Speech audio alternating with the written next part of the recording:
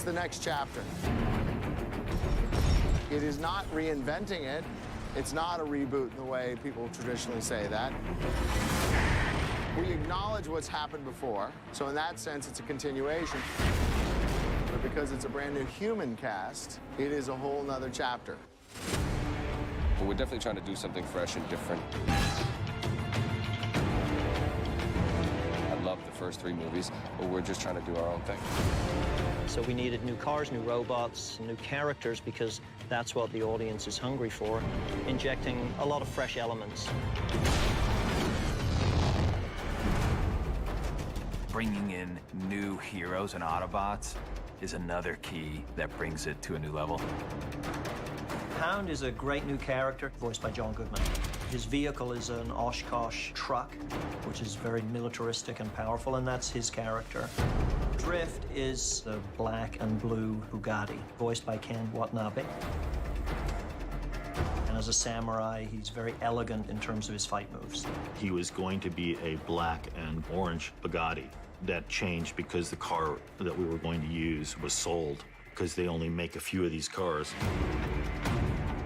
Crosshairs is a green Chevrolet Corvette Stingray. What we wanted to try and make was a character that wore a duster. So what I did is I took a Corvette, and what would happen if you cut it and then flayed it open.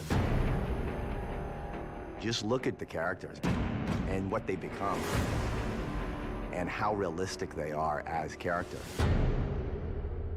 Michael went to a very big effort to make these guys character-driven, more human-like.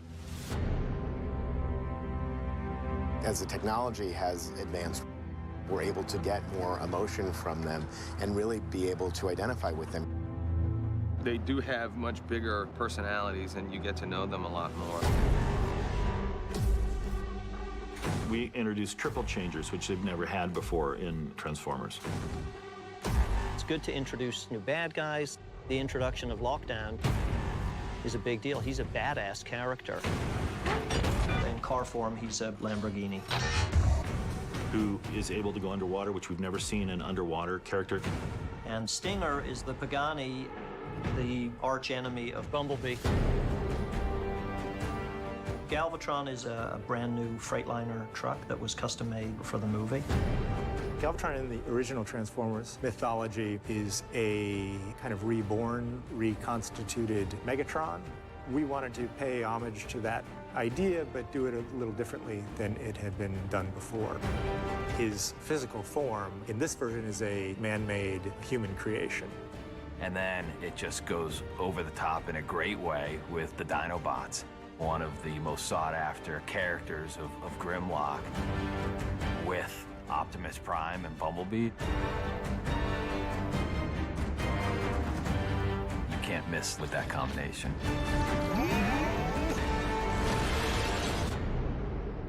My initial pitch for this movie didn't involve an adult at its center.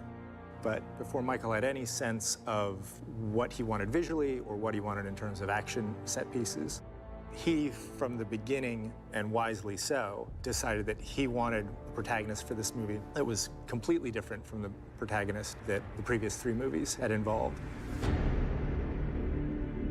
So he was very adamant that the core character story be about a father and his daughter. Dad, you can't keep spending money on junk. I think the idea of a father-daughter story, there's a lot of emotion, a lot of poignancy to that relationship, and that grounds the movie and keeps it very centered. Being able to ground this movie in a way where it's not just about a boy in his car, but making family the key to it is something that we're really excited about. You know that the best thing that ever happened to me, do we look disappointed? It's the greatest day of my life. We've never had the heart that this story has. I'm not leaving my dad. Once we decided that the core relationship for the human characters would be between a father and his daughter, Michael very much was all about trying to get Mark Wahlberg to do the movie. You're in my house now, okay? I'm an engineer. My name is Cade Yeager. Giving the Transformer franchise a new cast was a big job. It started with Mr. Mark Wahlberg. We became great friends on Pain and Gain. And at some point in there, the conversation began between the two of them about whether or not, he'd be interested in coming into the franchise. Can we put some debris on him, please? Put some stuff in his hair? Once Mark said he was into doing it, then it became about Ehren writing a story around Mark and building a character for him.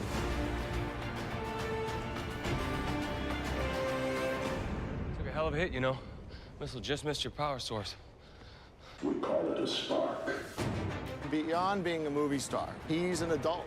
He's a male action hero. That's a different vibe than what we've done previously. It's opened up a whole new window of how you look at the lead character and how the lead character interacts in the movie. Take that gun down right as that dolly's arriving, all right? Okay. Don't take it down before. It'll be cooler when we meet you. I like the fact that I'm now playing the dad. I'm embracing getting older. It's happening, it's inevitable, so I might as well embrace it. Mark is one of the most hardworking people I've ever met in my entire life. He's so prepared. Part of his process is him reading the script over and over and over. He knows everybody's dialogue.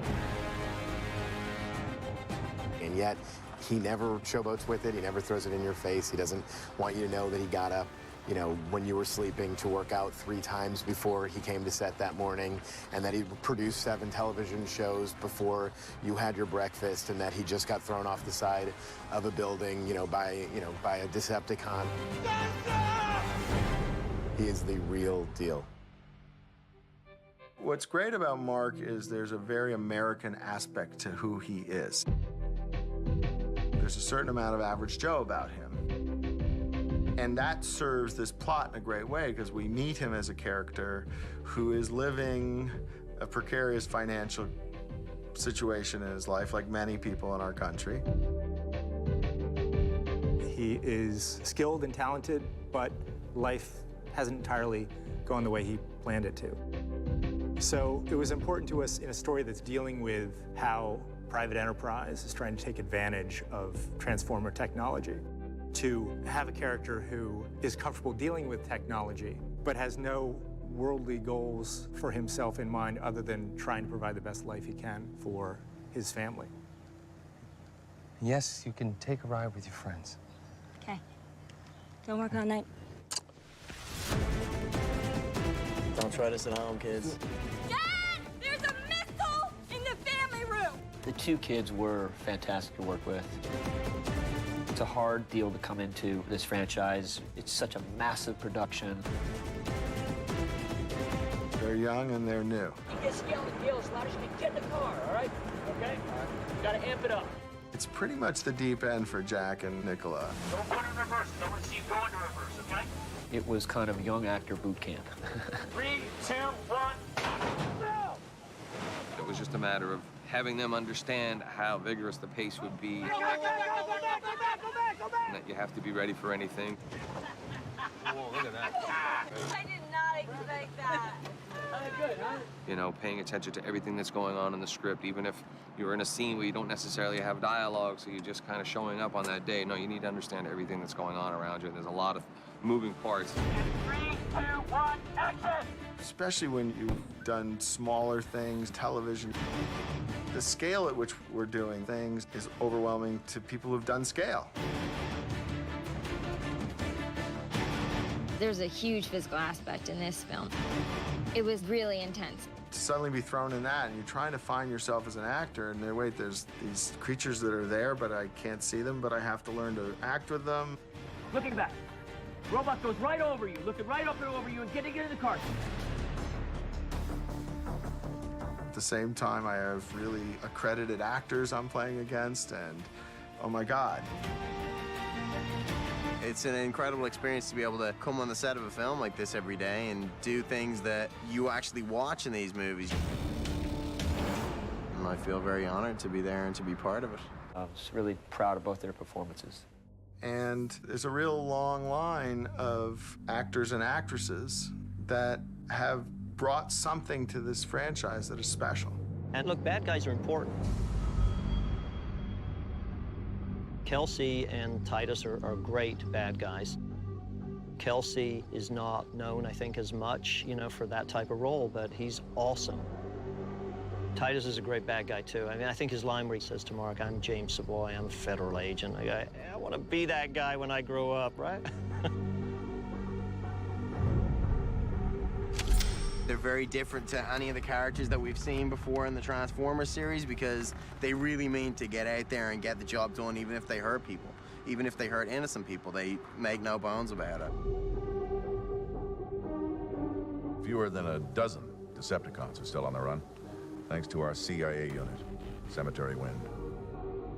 Savoy and I are twinned in spirit about what we're trying to do, and that is to make sure that we're protecting our planet. As for the alien technology, our objective remains to keep it in American control. But we're both on the good team as far as we're concerned.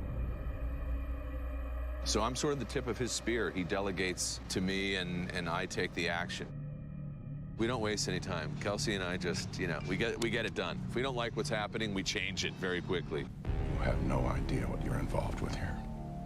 All you need to know is that I alone can get you out.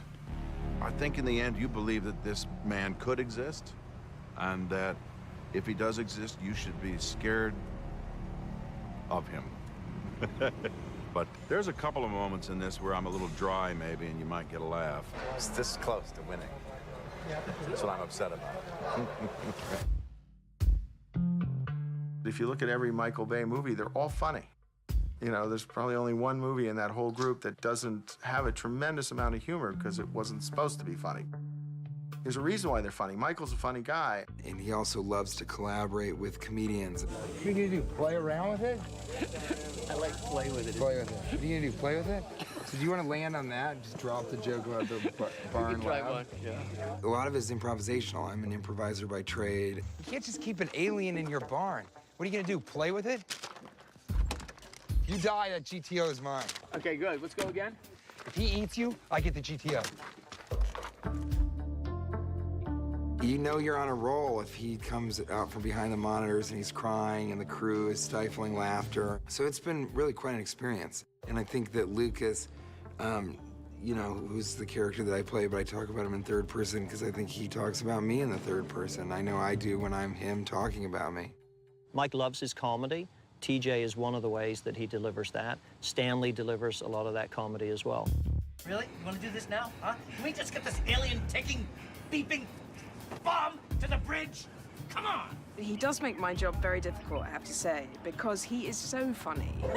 And I got into trouble, I think, day 1 or 2, where Michael said, you know, Michael Bay said, you're ruining my shot, you can't laugh at him.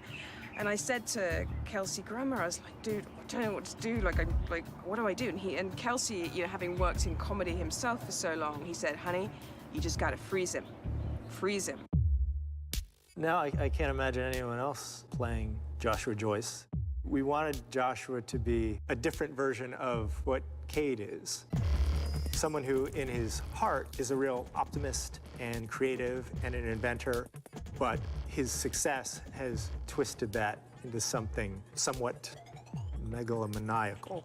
Algorithm! So part of this movie is a redemption story for Joshua, finding a way to get him back to the Cade-like inventor that once upon a time he was. His conscience gets the better of him, and he flips. Then you have Li Bingbing, who gets kind of caught in the middle. Between Su Yueming and Joshua, in China we would say one is red face, another one is white face. You know what? He always very funny and very like a little bit stupid, but for funny way. And I am always very straight and serious and very tough. Let's see, what can I say? Because she says no. No, 不是我们吃了，是你吃了，听到吗？是你。 You know, sorry, but actually, maybe I don't even say the Mandarin thing. Just say, you know I can't understand you when you're angry. Just totally disregard the thing. Do you know what I mean? Yeah. Is that funnier? Or is that... We can try both. Try both. Yeah, try both, yeah. You know I don't understand you when you're angry. He is the boss of him, of me, but it's like I am the boss of him. Action, action! Galvatron's hacked into the others. He's activating them all. Su Yueming controlled him. And then the next thing you know, she's kicking ass and saving the day as well. She's tough, yeah. I would not want to get on the wrong side of Bing Bang. I love Get to the room. The cast is really important to the movie and to Michael. Mike is really responsive to them as a group of actors, and I think that elevates the film.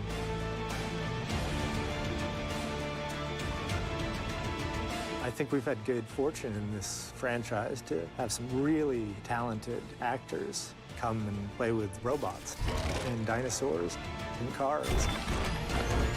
A new era has begun. Oh my God! This is not war. It's human extinction.